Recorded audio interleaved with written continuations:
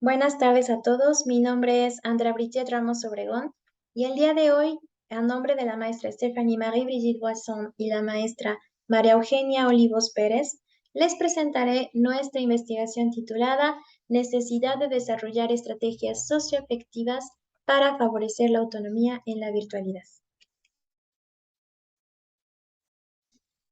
Para poder comenzar con el desarrollo de nuestro tema, bueno, pues nos remontaremos a principios del año 2020, ya que fue el momento en el que se indicó la suspensión de actividades presenciales tanto en escuelas como en universidades. Sabemos que, bueno, esta decisión se tomó con el fin de reducir el riesgo de contagio del virus SARS-CoV-2. Sin embargo, ante la necesidad de continuar con los programas formativos, las aulas migraron a la virtualidad y con esta decisión se pusieron en manifiesto las diversas áreas de oportunidad existentes en el ámbito educativo.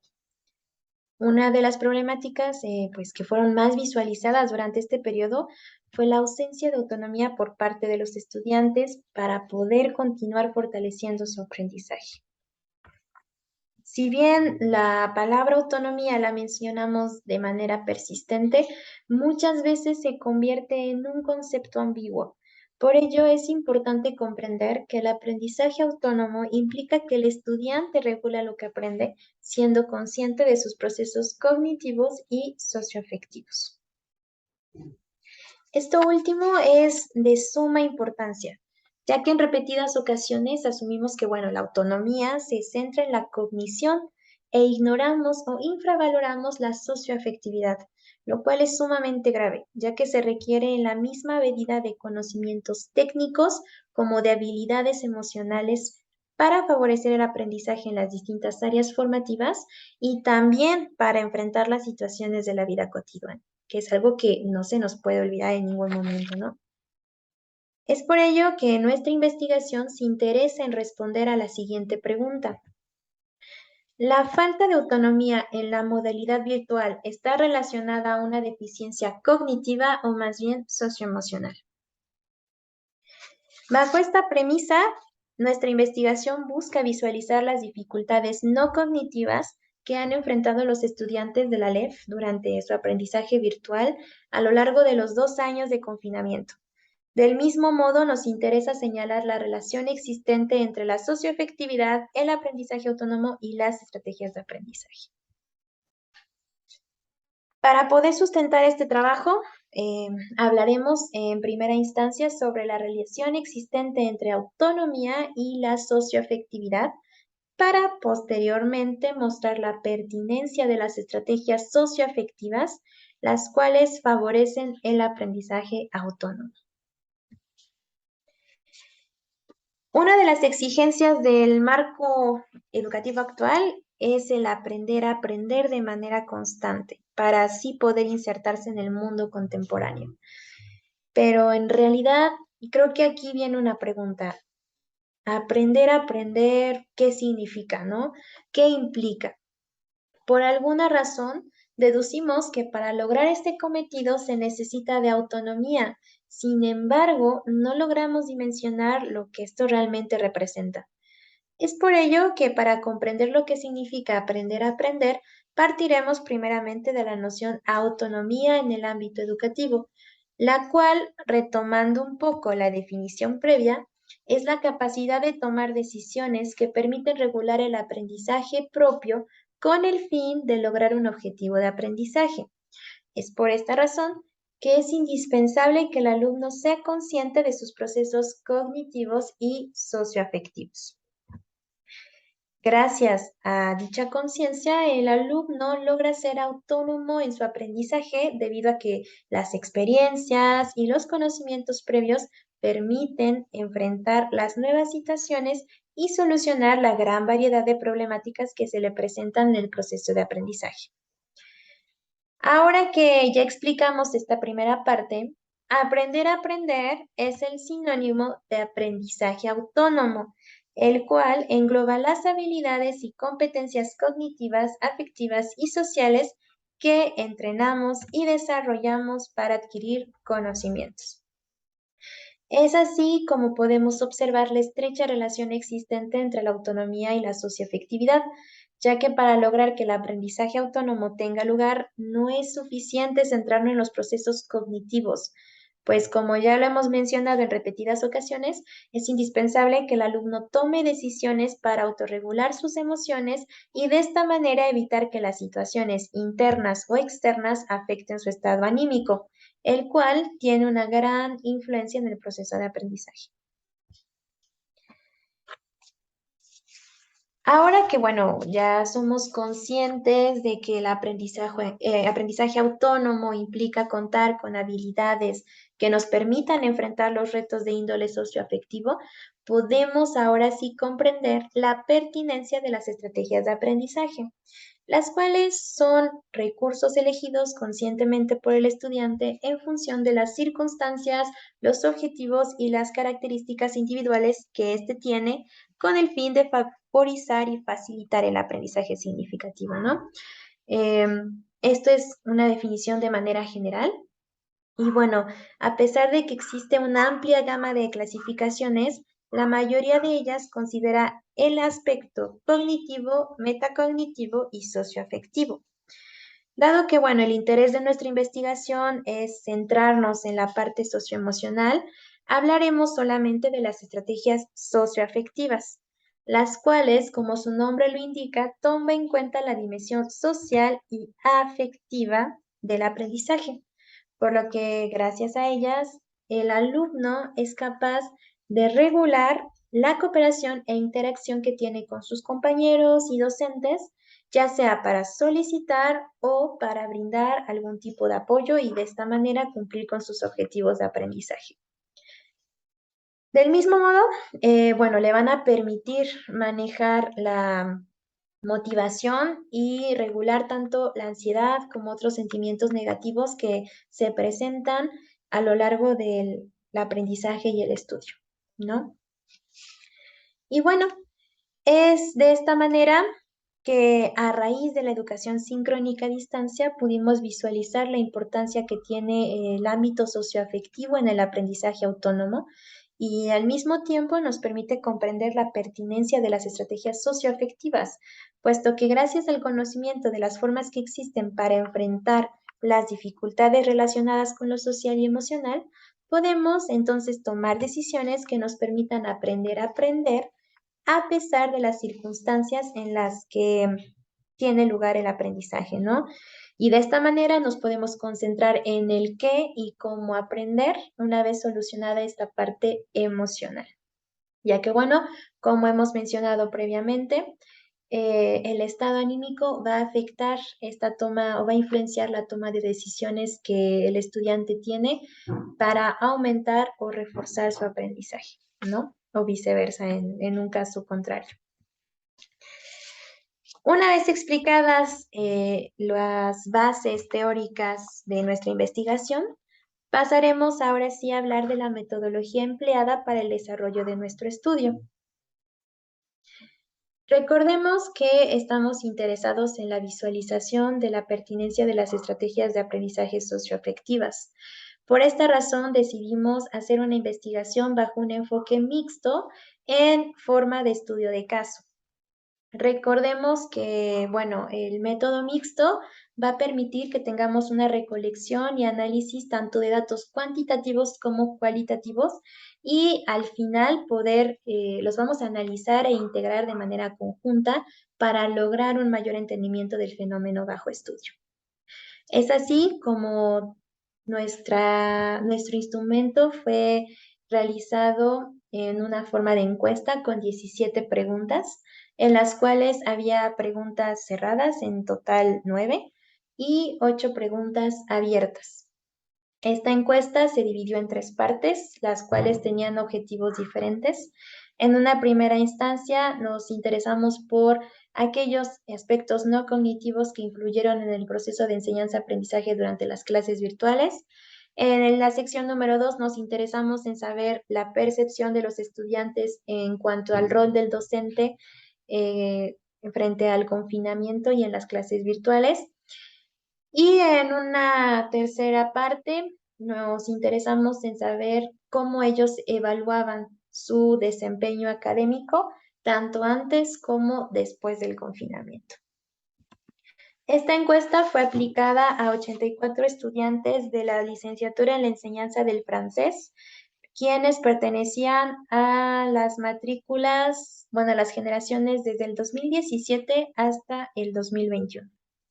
Y bueno, esta encuesta fue aplicada en el periodo de otoño 2021, cuando aún nos encontrábamos en confinamiento.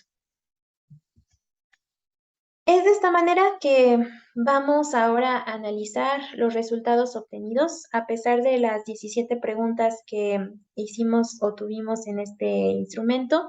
Solamente para esta investigación tomaremos 4 de ellas. Y bueno, empezamos con la primera. Los alumnos que toman clases virtuales necesitan competencias y estrategias de aprendizaje distintas a aquellos que toman clases presenciales. Bueno, de los 84 encuestados, únicamente 6 estudiantes contestaron que las competencias y estrategias de aprendizaje son similares en ambas modalidades. Y bueno, en general, la respuesta con mayor número fue la siguiente, ¿no? De manera general concluimos que los estudiantes dicen que las competencias y estrategias deben ser distintas debido a las habilidades que se necesitan para ambas modalidades, que son totalmente diferentes. Entre estas competencias y estrategias mencionan específicamente 4. Hablan sobre que se necesita mayor autonomía por parte del alumno. También se necesitan de estrategias socioemocionales para enfrentar los distintos ámbitos que tienen relación con las emociones y que éste no influya en su desempeño académico. Hablamos también de que se requieren mayores habilidades tecnológicas y también saber lidiar con las limitadas interacciones que se tienen tanto con compañeros como con profesores. En nuestra siguiente pregunta nos interesamos en saber cuál era su percepción sobre ellos mismos en relación a las aptitudes y actitudes para la toma de clases virtuales. Y bueno, en general, la gran mayoría de estudiantes piensa contar con las aptitudes y las actitudes requeridas para tomar clases virtuales. Entre ellas, hablaron sobre la gestión de tiempo, pueden acoplar sus tiempos para realizar las distintas actividades. También destacaron su adaptación al cambio, la motivación constante que tenían para poder seguir permaneciendo en la licenciatura. También hablaron sobre su compromiso ante las dificultades, ante el seguir aprendiendo de manera independiente, y esto les permitió a su vez tener una solución de problemas gratificante. Hablamos también sobre el conocimiento esencial que pues, los estudiantes tienen para el manejo de herramientas digitales y tecnológicas, lo cual favoreció su aprendizaje en línea. Por otro lado, destacan algunas ventajas, como la parte de la libertad que tenían para poder realizar sus actividades. También hablan del desarrollo de nuevas competencias gracias que por la virtualidad pudieron aprender cosas nuevas, descubrir nuevas herramientas.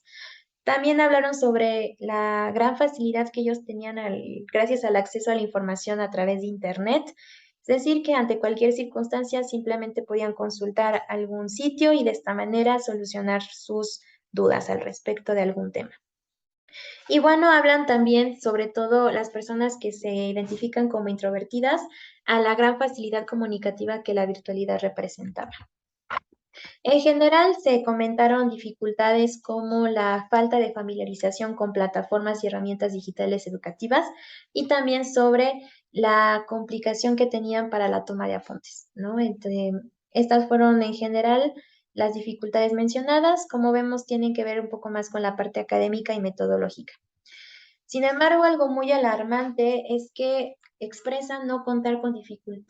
expresan contar con las habilidades para hacer frente a dificultades emocionales, tales como la parte del aislamiento social.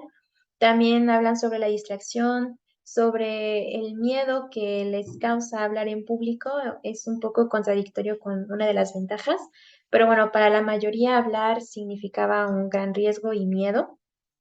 También hablan sobre la falta de interacción, de autonomía y disciplina, y bueno, de que tuvieron o tendieron a tener un aprendizaje mecanista, ya que se centraban más en entregar las actividades que realmente reflexionar sobre su aprendizaje.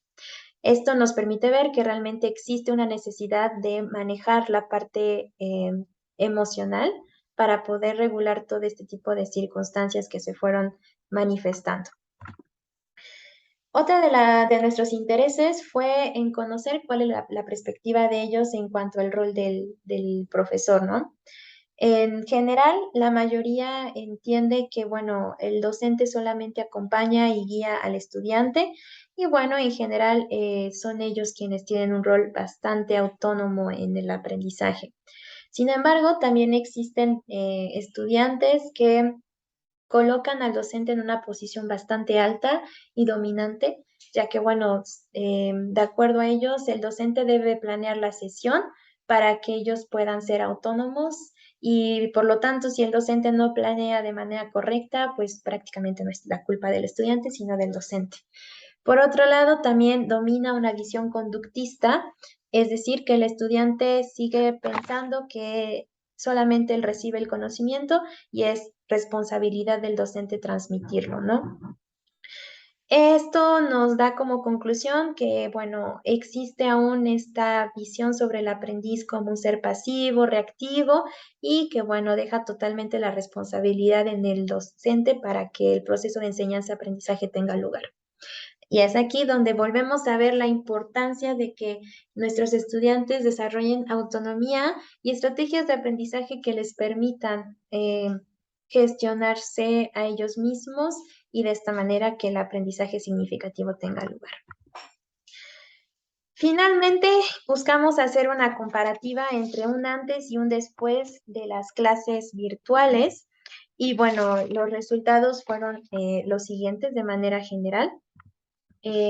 Si juntamos nuestros resultados, tenemos que el 46% de nuestra muestra expresa que la modalidad virtual no tuvo ningún impacto en su desempeño o de lo contrario tuvo un impacto positivo, mientras que para el 54% se obtuvo un aprendizaje de menor calidad.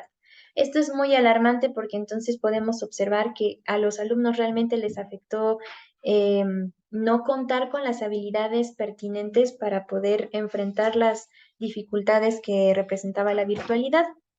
Ahora bien, no es que responsabilicemos a la virtualidad, sino que realmente es una situación de carencia de habilidades, de adaptación al cambio y sobre todo a la gestión de las emociones. Es de esta manera que llegamos a las siguientes conclusiones. En general, los alumnos son conscientes de que la autonomía es indispensable para que el aprendizaje exista. No importa si es en modalidad presencial o virtual, sin embargo, hacen mucho hincapié en que, dadas las circunstancias en las que se dan las clases a distancia, se requiere con mayor medida esta parte de la autonomía. También podemos ver cómo la situación socioemocional realmente interfiere en el aprendizaje autónomo, por lo cual es importante que los estudiantes conozcan cuáles son las herramientas con las que ellos cuentan para gestionar estas emociones que ellos van sintiendo y presentando a lo largo de su aprendizaje. Y bueno, he aquí la importancia de que valoremos de igual manera los aspectos cognitivos como socioafectivos en el aprendizaje. Es de esta manera como nosotros hablamos y destacamos una vez más la importancia de que en la vida presencial nos encarguemos de que los estudiantes sean capaces de ser autónomos, también de dar el peso suficiente a la parte emocional y tratar de guiarlos para que sepan gestionar esta parte y enfrentar las distintas circunstancias. Y esto nos va a permitir a que no tenga un impacto negativo en su desempeño académico.